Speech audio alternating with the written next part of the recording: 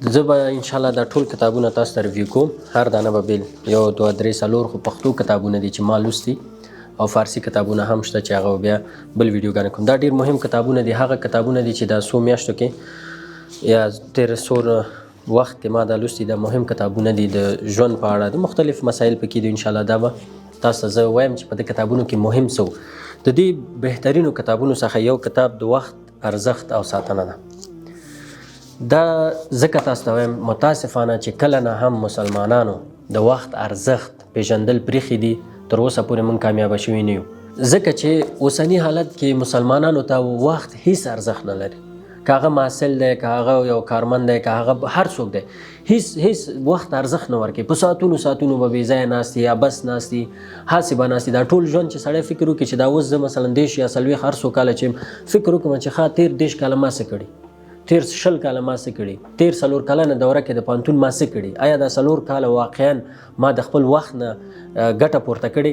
صحیح ګټه، هغه ګټه چې زما خپل په درد وخوري، زما په ژوند کې په درد وخوري او زما آینده هیوادوالو ته یا اسلام ته په درد وخوري. دا د هغه مهمو کتابونو څخه دی. زه مطمئن یم که چېرته تاسو دا کتاب په دقت سره ولولئ، تاسو به پوهیږئ چې مخکیني سلف صالح او علماو څومره وخت ارزښت ورکوي. که تاسو د هغې کتابونه وګورئ په 40 کالو کې هغوی دومره کتابونه لیکلي چې اوس بعضې علما د هغې په ژوند باندې تقسیموي، نو دونه ښکاري چې هغوی 14 کلنۍ نه کتاب لیکه او د ورځې څونه ورقې دوی په نی باندې لیکه.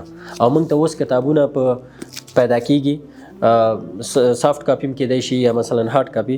او یو خبره باید یادوري وکړم چې ډېر ورونه موږ نه بیا پوښتنه کوي چې د دې کتابونو PDF شته که نشته. موږ سره دا هغه کتابونه دي چې ما په کتابخانو کې خپله پیدا کړي او اخیستي مې دي او لوستي مې دي. نو PDF نه یم خبر، کېدای شي آنلاین تاسې پیدا کړئ. د وخت ارزښت او ساتنه کتاب چې دی د ژباړنې محمد وزیر حامد، لیکوال عبدالفتاح ابو غده. د کتاب مینه ډېر ښه باسي پرې کړی دی، مکمل.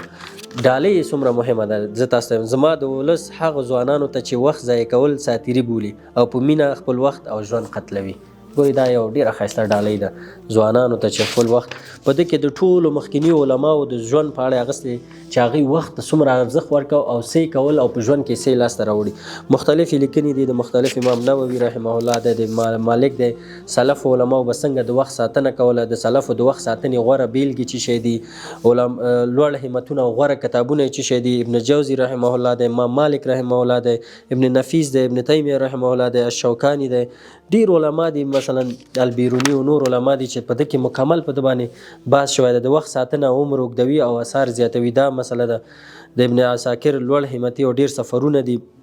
د امام ابو یوسف ژوند ته لنډه کتنه ده. د امام ابو یوسف شاګردان او استادان او د هغې قضا دنده مکمل په ده باندې بحث یې کړی. فکري تمرکز دی. یعنی دا مکمل کتاب که تاسو ولولئ، د مطالعې معلوم وخت کم دی، کور کې د مطالعې مناسب ځای په کار دی نه دی. د ماشومانو یعنی لیوالتیا مسله ده پکې، ځانګړي مناسبتونه نه ګټه اخیستل دي.